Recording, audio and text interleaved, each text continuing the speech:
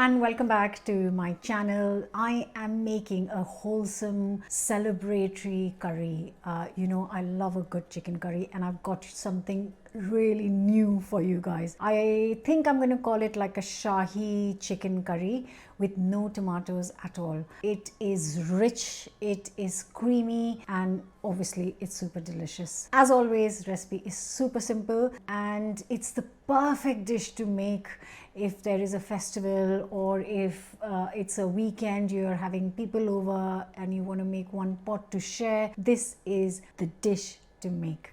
So let's get cooking. Before that, don't forget to subscribe, hit the bell button. Yeah, let's go. I'm going to start with the marinade, and I've got lots of thick yogurt. You can use Greek, natural. It's 300 grams of yogurt goes in here. And then I'm going to add some spices. I have here a teaspoon of salt, teaspoon of chili powder, teaspoon turmeric, 2 teaspoons of just some ground cumin. I have got here I chopped up some ginger garlic the other day and I had a little leftover from the recipe. So I would say around 6 to 8 garlic cloves and a nice 1-inch piece of ginger. I have just chopped it up. So 2 tablespoons if you're using a ready paste. And a tablespoon of oil goes in. And just a nice good mix. So you can do this the night before and leave the chicken in the marinade in the fridge. Make sure it's in the fridge covered, and if not, if you can give at least an hour would be great. So I've got a couple of hours right now before I start cooking, so this is perfect time to let it sit in this. So for the chicken, as always, I am lucky to have a local butcher who can prepare it for me, and I decided I won't use the whole chicken. I will use thighs and drumsticks. So just got 2, I can't remember how many I bought, 8 thighs, and I've got 6 drumsticks. This should be good for around 6 people. Obviously with festive time you need a little bit extra, and whatever is left, this is going to be good for 3-4 days. So I'm just going to tidy this up and add it to the marinade. So here is the chicken and here is the marinade.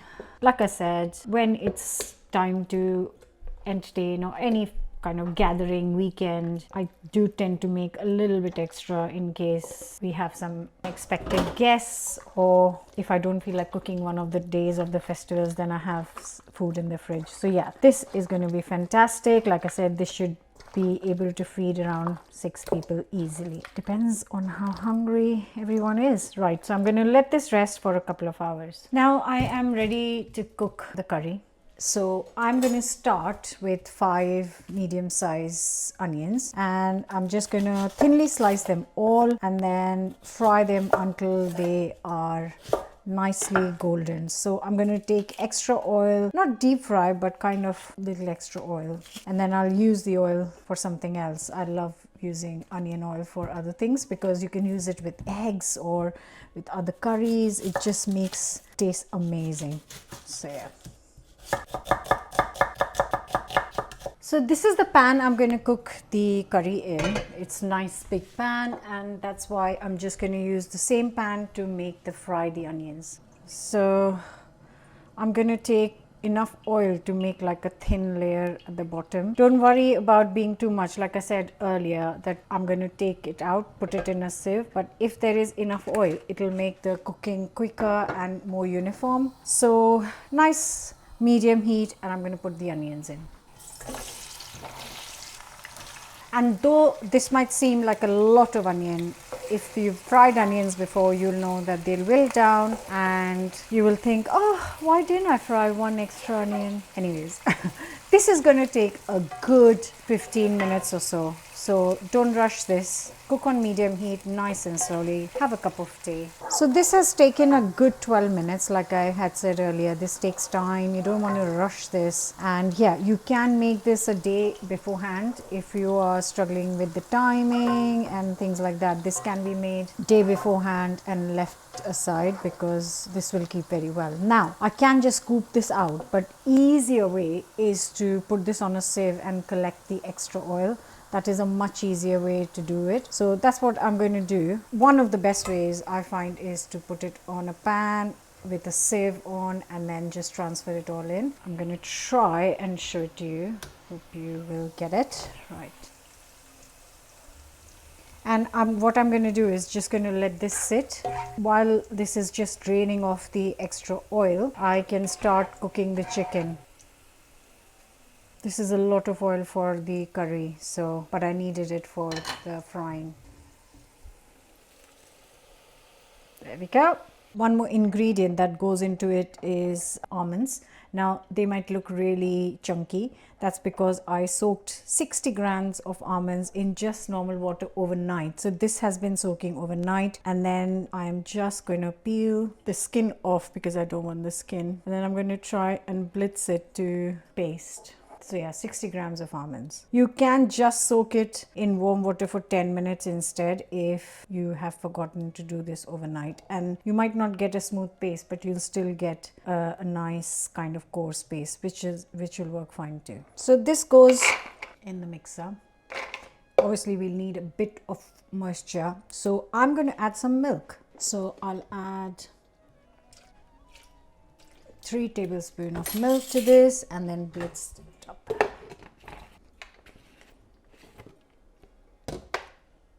It's ready.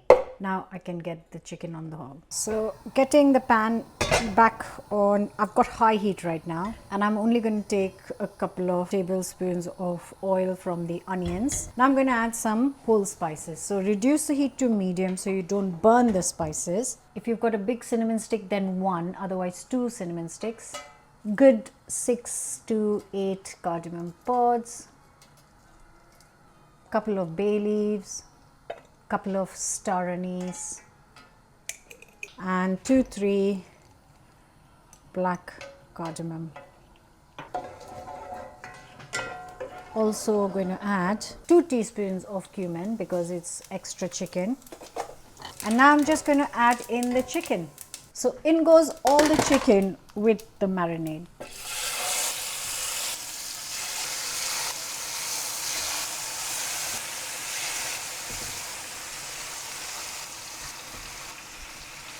And don't waste this marinade from the bowl, add all of it to the pan. In fact, I have got a little bit here, so I'm going to add 100 ml of water to this. Make sure you're not adding too much water. I'm just adding 100 ml to get all the marinade out of this. And now I'm going to cook this on kind of high heat for 10 minutes. So it's been exactly 5 minutes, my timer says. I am just turning this over so the other side gets a bit of color as well. This is going to taste so different to the previous chicken curries I've shared over the years. And you know, I love experimenting. Playing with the curries, especially the chicken ones, are my absolute favorite. So yeah, it's got a nice little color. Obviously not cooking, it is cooking it, but it's not cooked.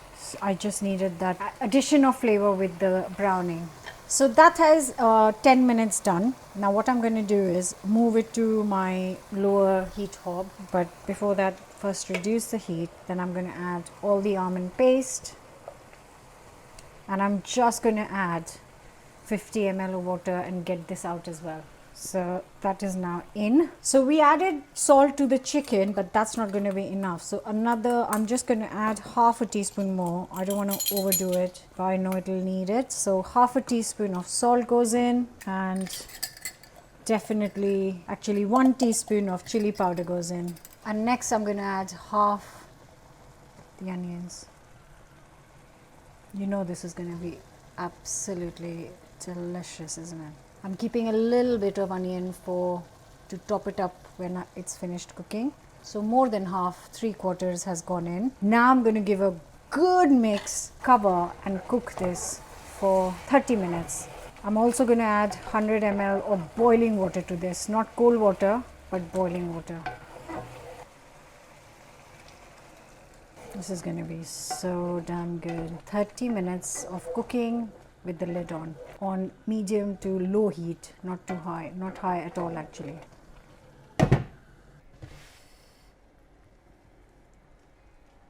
So this is the situation after 35 minutes of cooking. Oh, it smells amazing. And just by stirring it, I can tell you that the chicken is done because it's falling apart when I'm stirring it, which is good. You want the chicken to be falling apart.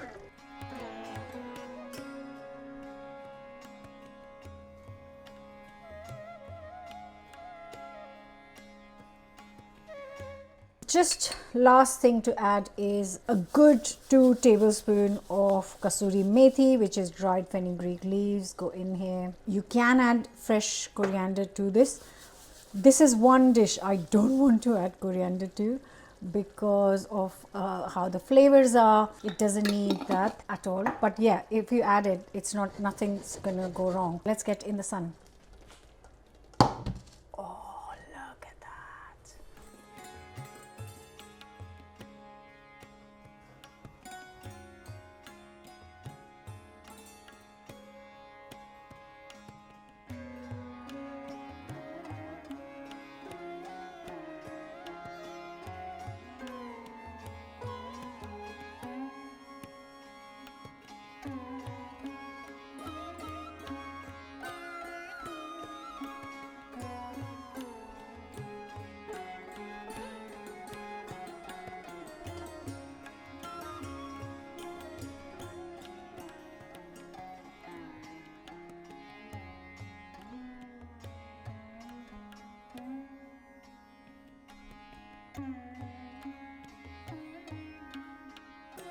The flavors of this curry are so different to any curries I have made before, and you know I've got a whole playlist of chicken curries. Getting into colder months, this is such a good one to make. You can make this a few hours beforehand and then just let it sit in the curry and absorb all the flavors. Have it with lacha paratha would be the top favorite, or naan. Otherwise there's roti and there's rice. Onion peas pulao would be fantastic with it. So basically what I'm trying to say is whatever side dish, roti or rice you decide to serve with this, it's going to be magical and everyone's going to love it. It's a great festive kind of whatever you're celebrating, or just like a good weekend treat. I am so excited to eat this. I can't wait. Let's try this.